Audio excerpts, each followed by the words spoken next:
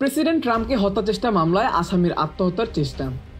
যুক্তরাষ্ট্রের president Donald ট্রাম্পকে হত্যা চেষ্টা মামলায় দোষী সাব্যস্ত হওয়ার পর আদালত কক্ষে আত্মহত্যার চেষ্টা চালিয়েছে আসামি রায়ান রুদ। রায়ানের ঘোষণার তারিখ নির্ধারণ করা হয়েছে 18 ডিসেম্বর। ফ্লোরিডার ফেডারেল আদালত মামলার শুনানির শেষ দিনেও আসামি রুদ নিজেকে নির্দোষ দাবি করেন।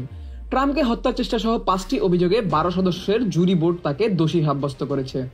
এ সময় 59 বছর বয়সী আসামি রুদ একটি কলম নিজের গলায় চালিয়ে আত্মহত্যার চেষ্টা করেন। তার সর্বোচ্চ যাবজ্জীবন কারাদণ্ড হতে পারে। 2024 সালের 15 সেপ্টেম্বর ফ্লোরিডায় ট্রাম্পের মার এ লাগো অবকাশ কেন্দ্রে গলফ ক্লাবের ঝোপে অস্ত্রসহ লুকিয়েছিলেন রুদ। প্রেসিডেন্ট ট্রাম্প আদালত এবং আইন শৃঙ্খলা বাহিনীর প্রতি কৃতজ্ঞতা প্রকাশ করেছেন এবং বলেছেন এটি যুক্তরাষ্ট্রের ন্যায় বিচারের ইতিহাসে একটি গুরুত্বপূর্ণ ঘটনা। আপনি কি মনে করেন ইরান ও পশ্চিমা বিশ্বের পরমাণু দ্বন্দ্বের ভবিষ্যৎ শান্তিপূর্ণ সমাধানে যাবে নাকি আরও তীব্র সংঘাতের দিকে যেতে পারে? নিচে আপনার ধারণা শেয়ার করুন। ধন্যবাদ।